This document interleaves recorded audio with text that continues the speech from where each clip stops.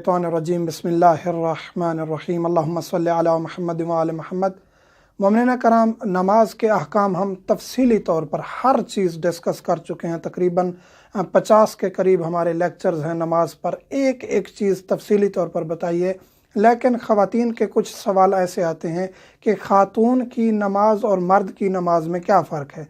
हमने बारहा काफ़ी वीडियोस में ज़िक्र भी किया है कि ख़ातून के लिए ये हुक्म है, मर्द के लिए ये हुक्म है, लेकिन बार बार सवालों के आने की वजह से हमने सोचा कि एक ही वीडियो में हम ज़िक्र कर दें कि मर्द और ख़ातून की नमाज में क्या क्या फ़र्क हैं। मर्द और ख़ातून की नमाज एक जैसी है सिवाय चंद अफ़आल के। वाजिबात वही हैं, अरकान वही हैं, तरीक़ाकार वही है। ये नहीं है कि उनके वाजिबात ज़्यादा हैं ख़वातीन के कम हैं, इसी तरह मसलन के अरकान उनके ज़्यादा हैं ख़वातीन के कम हैं। बाकी तमाम चीज़ें, पर्दे का ज़िक्र हम कर चुके हैं कि ख़ातून का जो पर्दा है यानी कि जो नमाज का लिबास है वो मुकम्मल जिस्म छुपा हुआ हो, मर्द के लिए अलग हुक्म है। ये चीज़ें हम तफसीली तौर पर डिस्कस कर चुके हैं। जो नमाज का तरीक़ा है नमाज पढ़ने का, उसमें हम इंशाअल्लाह तफसील बताएंगे कि ख़ातून और मर्द की नमाज में क्या फ़र्क है। ख़ातून जिस्म को क्लोज़ करेगी तंग करके, जिस तरह मर्दों के लिए है कि रकू में जाएं, हाथ ऐसे घुटनों पे रखें और कोहनियाँ बाहर निकाल दें, सजदे में जाएं तो कोहनियाँ बाहर निकाल दें। ख़ातून के लिए ये नहीं है। ख़ातून के लिए मुस्तहब है कि वो क्लोज़ रखे अपने बाजुओं को, अपनी टांगों को। रकू में जाए तो ज़्यादा ना झुके, अपनी पुश्त को ज़्यादा बुलंद ना करे। इसी तरह सजदे में जाए तो अपनी पुश्त को ज़्यादा बुलंद ना करे, सुकड़ के रखे अपने आप को, और रकू में भी ऐसा करे, सजदे में भी ऐसा करे। यह ख़ातून के लिए मुस्तहब है। मर्द के लिए है कि रकू में वो इतना झुक जाए कि उसकी पुश्त बराबर हो जाए, सजदे में इतना झुके कि उसके एक तो उसकी पुश्त बुलंद हो, दोनों हाथ उसके इसी तरह रखे हों, कोहनियाँ थोड़ी बाहर की तरफ हों। ये मर्द के लिए एक तो ये फ़र्क है थोड़ा सा। हाथ सीधे रखेगी। ये सवाल बहुत ज़्यादा किया गया कि ख़ातून नमाज में क़याम में हाथ कैसे रखेगी। तो ये पुराने उलमा कुछ एक दो ने लिखा था कि ख़ातून सीने पर हाथ ऐसे रख सकती है। अगर ऐसे रखे हुए भी हैं कोई हर्ज नहीं है, लेकिन मुस्तहब तरीका ये है कि नमाज का जो तरीका है वो ये है कि आप मर्द की तरह सीधे हाथ रखें, अपने जानों पर सीधे हाथ रखें, इसी तरह हाथ उंगलियां मिली हुई हों, सीधे हाथ रखें।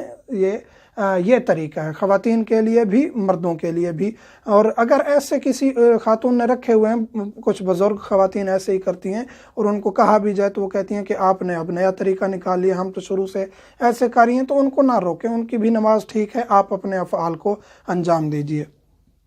बैठने का तरीका भी एक जैसा है और मुस्तहब तरीका है। बाज़ ख़वातीन तशहुद में घुटने बुलंद करके इस तरह बैठ जाती हैं। मुस्तहब तरीका वो है जो हमने बताया है कि लेफ़्ट जो है कूल्हे पर, हिप पर बैठना है, वज़न देना है और दोनों टांगें बाहर निकाल देनी है पीछे की तरफ। ये मुस्तहब तरीका है। वैसे जो पीछे की तरफ दोनों टांगें हों, एक पाँव के ऊपर दूसरा पाँव आ जाता है, उसी तरह भी बैठ सकते हैं। लेकिन मुस्तहब तरीका हमने बताया हुआ है, वीडियो मौजूद है चैनल पे, कि बैठने का, नमाज में बैठने का मुस्तहब तरीका कौन सा है। मर्द और ख़वातीन दोनों के लिए वही तरीका मुस्तहब है। आगे फिर क़याम में, कि क़याम में ख़ातून पाँव कैसे रखेगी, मिला के रखेगी या फासला होगा। ये भी मर्द और औरत दोनों के लिए एक ही हुक्म है कि 3 उंगलियों का फासला होना चाहिए कम अज़ कम।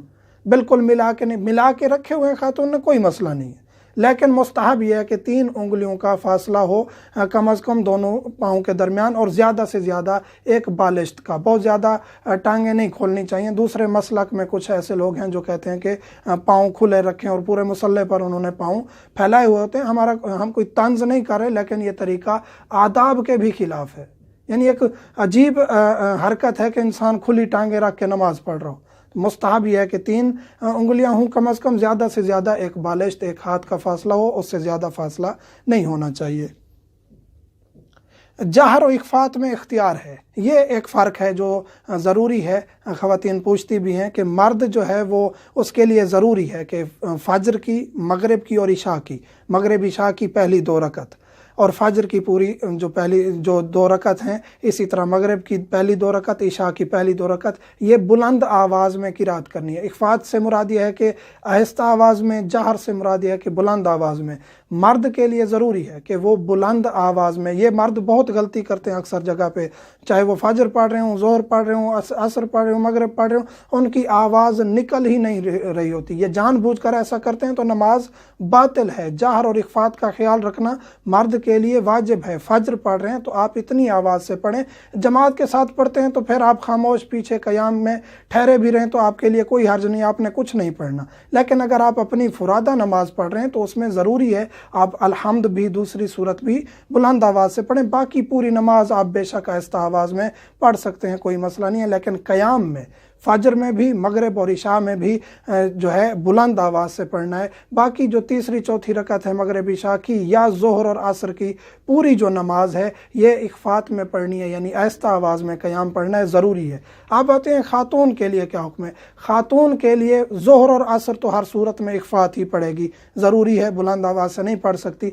फजर और मगरिब और इशा में क्या वो मर्द की तरह बुलंद आवाज़ से पढ़ेगी? नहीं, उसको इख्तियार है। अगर कोई नामहरम सुन रहा है तो फिर तो वो आहिस्ता आवाज़ में पढ़ेगी, नामहरम नहीं सुन रहा तो फिर वो ऊंची आवाज़ से नमाज पढ़ सकती है और उसको इख्तियार है, ज़रूरी नहीं है। ऊंची आवाज़ से मुराद ये है कि एक साथ वाला बंदा आपकी आवाज़ सुन रहा हो। और बहुत ऊंची आवाज़ में भी नमाज पढ़ना दुरुस्त नहीं है कि आप जिस तरह कुरान की तिलावत कारी कर रहे होते हैं और बहुत ऊंची ऊंची आवाज़ में किरात कर रहे होते हैं, तो ये भी दुरुस्त नहीं। एक मुनासिब आवाज़ नमाज में निकालनी चाहिए।